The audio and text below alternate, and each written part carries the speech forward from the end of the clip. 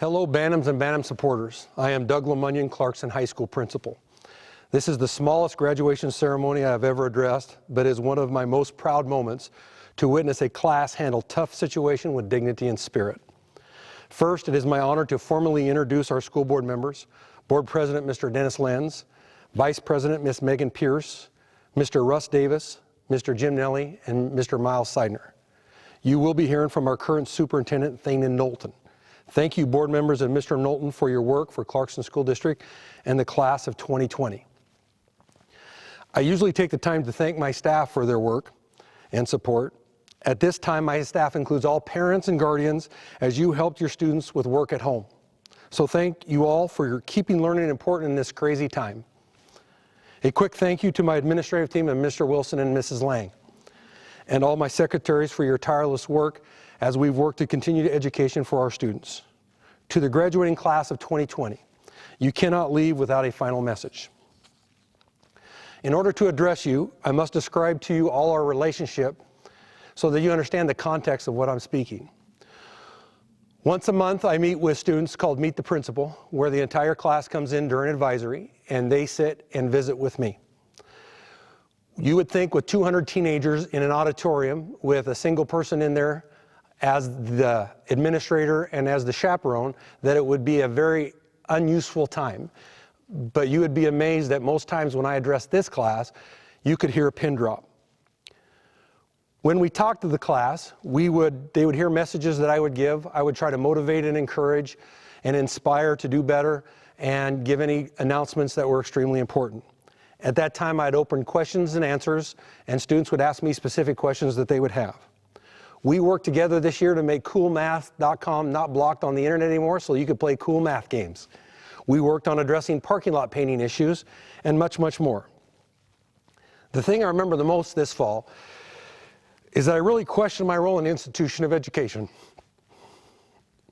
I questioned my ability to make positive change for kids and wondered, was I just pushing kids down the line or was I making a change in their lives? My wife said I was going through a midlife crisis, as it was the first time in my life I have not had my own child in school. It was in November when we had this class meeting, and I was not healthy physically or mentally at the time. I was going through the motions of work, frustrated with my perceived failings with the institution of education.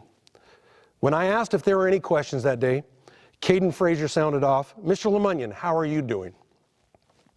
Being the crybaby that I am, I broke down a little bit, became completely vulnerable, and shared with this class my self-doubts, my frustrations of why I felt I was failing them.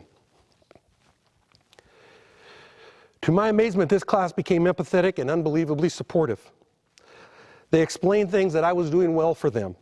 These magnificent students began to reassure me of the job I was doing. They said I was important to them, and what I did was important to them. This class on a regular basis checked in on me, asked how I was doing. I found a bond with this class that I will never forget and will always appreciate.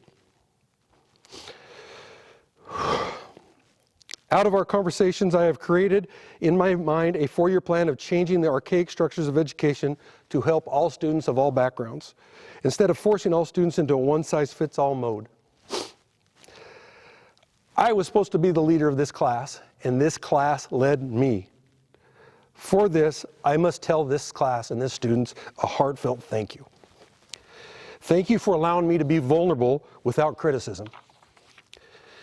Thank you for encouraging me through your belief and support. And finally, for giving me a new direction in my professional life. You really have inspired me and have given me new direction. Please know that my successes as a principal will be your successes because of how you unknowingly helped a struggling principal. Finally, please understand a lesson you have taught me. Being vulnerable is not a weakness. Being vulnerable is an opportunity to see who around you is truly your supporters and your family. I have 2 families in my life, the family I was born into and the students of CHS. You are and will always be my sons and daughters. Risk it all by being vulnerable and asking for help. It will amaze you who will help you, inspire you, motivate you, and save you when you ask, more importantly, when you need it. Congratulations to you students, who I am proud to call my colleagues and friends. Go Bantams. Hi, my name is Noland, Superintendent at the Clarkston School District. Although we've not spent a lot of time together, I want you to know that the time that I have spent with you has been absolutely fantastic. I wanted you to know that I moved here from Kettle Falls, which is about 2 hours north of Spokane. And when we lived up in Kettle Falls, we lived near Lake Roosevelt, and we had a boat, a 24-foot little sailboat. It has a little cabin and a couple of sails and an outboard motor, I should say. And we used to sail it in the summers. And when I came to Clarkston and I saw all the sailboats in the marina, and then I saw all of your sailboat logos all over the welcome signs to Clarkston, I knew this was the place for me. I remembered when I was 8 years old and I wanted to go sailing with my dad, and he took me out on the San Francisco Bay on a boat about the same size as the one that I have now. It started out nice, blue skies and light fluffy clouds, and after a few hours the wind came up, the dark clouds rolled in, and it started to get pretty choppy. And it got so bad that we temporarily lost our location and our position, and so we hit a sandbar. And when we hit that sandbar, the boat tipped on its side. I was 8 years old and very, very scared. And I remember my dad trying to do all he could to get us righted. And in a big boat like that, that's not easy to do. I also have a distinct memory of kneeling on a little porthole and seeing the ocean underneath me in the sandbar. And I remember just thinking and hoping for some kind of miracle to happen. Sure enough, a few minutes later, my dad said that when he saw me in the cabin, a big gust of wind came up from the front, lifted the sail out of the water, and then another gust of wind came from behind and pushed our boat off that sandbar, skimmed a few dozen feet, and then popped straight upright. It was one of the scariest and most amazing experiences I've ever had in my life. Well, this year we started with blue skies, and we didn't see the COVID-19 on our horizon. It kind of felt like a storm came here with us, and as the wind started to howl and the rain clouds came, we were all told to get off the boat, and we were sent home. And it was a hard thing for us. And I know it's been a hard thing for your principals, and I know it's been a hard time for you and for the teachers. We've missed you. And I know that a lot of us, including me, are worrying and thinking about the future. But I want you to know that I know by experience that clouds come, but clouds go. Rain comes and rain goes, and things get better. Eventually the boat gets upright. It's a pattern that I've seen in my life many times. First comes the pretty good, then the hard, then the better. So I've just learned from my own experience that when I have these kinds of things happen in my life, I need to learn to be a better sailor. And so my message is just to hold on to hope that things will get better, things will get back to normal here.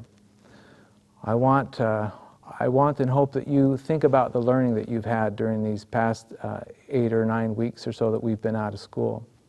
I want you to know that miracles do come. As long as we do our very best to work hard, things will get back to normal. Eventually the sun will come out and the boat will sail, and that we'll all be together again. Congratulations, class of 2020. Good luck. It is my privilege to introduce the class of 2020 Salutatorian, Michael St. Marie.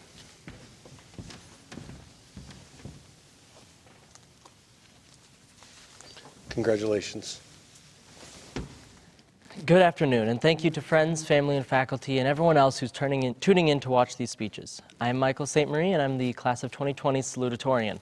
Although as I was writing my speech and trying to figure out how to spell Salutatorian, I wasn't 100% sure if that was an earned title, but it doesn't matter because here I am talking to you today. Even though I'm talking to you today, it's probably not the way any of you expected. And if somehow you did expect that the valedictorian and salutatorian speeches would be watched over camera and not in person, then you probably should look into being a fortune teller, because that's pretty impressive. I did just want to give a quick disclaimer. Some of the jokes in the following speech do not belong to me. So if you're like me and you happen to watch a lot of speeches because you procrastinated writing one and you needed ideas, you might recognize a few of these lines, just some of them. But here we are. We're almost to our graduation, and a lot of you are going to be sitting at home watching this in your bed, maybe on your phone, snacking, maybe crying a little bit. I might be doing that later. It's fine. It's just what's going to happen. But because the truth is, everything we've been doing for the past 12 years has been working towards this moment. I mean, we put in countless hours on all of our schoolwork. Or for some of us, we've put in some hours on our schoolwork. And the last 10 weeks, we've been spent learning and doing classes online. Well, that's what we've been telling our parents anyway. The thing is, we've all dreamed about how cool our graduation would be, and we all expected this big, awesome event. But the thing is, graduation is so much more than the event. Graduation is our parents, our teachers, and our mentors telling us that we're ready to go out into the world and make our own decisions, our own wrong decisions. And I don't know about you, but it scares the crap out of me. Because I can remember sitting at home on the couch watching Spider-Man, and remember telling my mom, when I grow up, I want to be Spider-Man. Then she looked at me and said, "Get a grip, Michael, you're graduating next week. You need to get your life together." And I kind of hurt, but it's okay. I do want to give a huge shout out to all the parents who've helped us make it this far. Especially I want to thank my own mom and dad, without whom I wouldn't be standing here today. I love you to the moon and back. I also want to thank the amazing staff here at CHS. To the teachers, thank you for putting up with all our antics and teaching us even when we didn't want to learn. To the lunch ladies, thank you for always giving us the best food you could, and it was pretty good. To the janitors, for cleaning up after 800 high schoolers every day. I don't know how you did it. All of you are amazing. And finally, to the administration, who organize stuff, keep the school running, and help put on wonderful things like these to honor our class in this crazy time. And finally, I want to thank you, the class of 2020. I mean, we have won an amazing year, and we've had an awesome time these past 4 years. And even though we didn't win the lip sync battle junior year, I hope you all remember that you can stand under my umbrella, Ella, Ella. If you didn't get that, ask your senior. Or maybe don't. You don't need to know what that was about. I know I've been having a lot of fun with the speech, but I do want to get a little serious for a moment. It was pointed out to me that our class has crazy end caps. We were born around the time of 9/11, when the world was reeling from one of the largest terrorist attacks ever. And here we are graduating during one of the worst pandemics in recent history.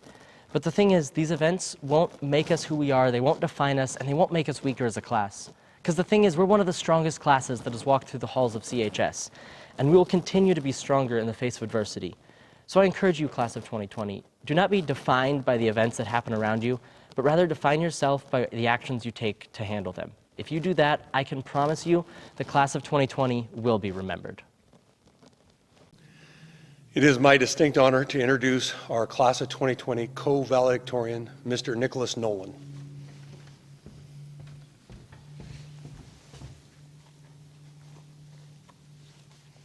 Congratulations, Nicholas. Thank you. Students, faculty, the graduates, their families, and the Clarkston community. My name is Nicholas Noland, and I am one of Clarkston High School's valedictorians for the class of 2020. It is an honor to represent this class of Bantams as we move into the next chapter of our lives. It takes consistent hard work, sacrifice, and dedication to graduate as a Clarkston Bantam. The class of 2020 showed that and should be very proud of all of our accomplishments over the past 4 years. Today is a day where we get to celebrate them. To my fellow graduates, it is now time for us to spread our wings and fly off into adulthood. It may be scary for some of us to think about this right now, but the world awaits us. The greatest gift that graduating high school gives us is the opportunity to do whatever we want in life. The possibilities are endless. No matter which road you take in life, however, it will have its bumps and obstacles to overcome. Some of them may feel impossible to defeat, but we are the class of 2020. We have gone through so much to even get to where we are today. We have the strength, courage, and motivation that no other graduating class in human history has. As the great Rocky Balboa said, go out and get what you're worth. No one is stopping you. You only have one life to live. Go get the things in life that make you happy and the success that you deserve. To my parents, Christopher and Carrie, thank you for being the best parents a kid could ever ask for. I am so thankful that I am living in the States and getting the opportunity to live the American dream. This would not have been possible without you two. You are the people that gave me a future. There is not another last name in this world that I will want to carry for the rest of my life other than Noland. To my sister McKenna, thank you for reminding me to laugh every single day and for pushing me to do the best in school. We sure had fun boring Mom and Dad at dinner every night. And to the Clarkston High School faculty and Bantam Nation, thank you for allowing me to represent, learn, and compete as a Bantam. Being a Bantam is an experience that can only be described if you've lived it. I'm very fortunate to say I lived it. Thank you, go Bantams. It is my distinct honor to introduce the class of 2020 co-valedictorian, Mr. Caden Frazier.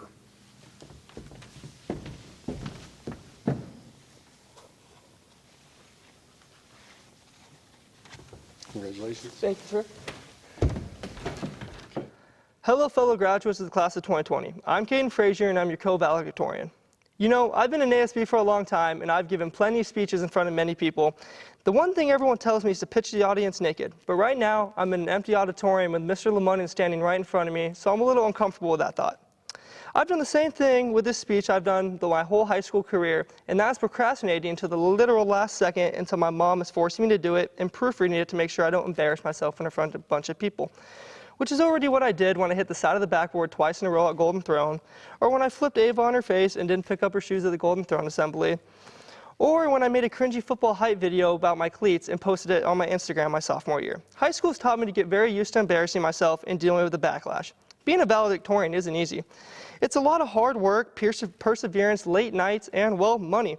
I mean, having your teachers on a payroll isn't easy. As my two biggest role models, Lance Armstrong and A-Rod, once said, it doesn't matter how you get there, it just matters that you're there. Every teacher had their own price. Mrs. Hayes wanted euros, and Mr. O'Kelly wanted a soaking gear. As a class, we've gone a long way since we were just little freshmen roaming the hallways, confused and intimidated. From Trish and Alfred throwing a rock in the toilet, to Jacob Nissen pulling the fire alarm, and Dresden not showing up to school. Fast forward 4 years, Cade and Connor are rappers, Steve can speak English, well, kinda, and, well, Dresden's still not showing up to school. Some things never change. Just kidding, I love Dres.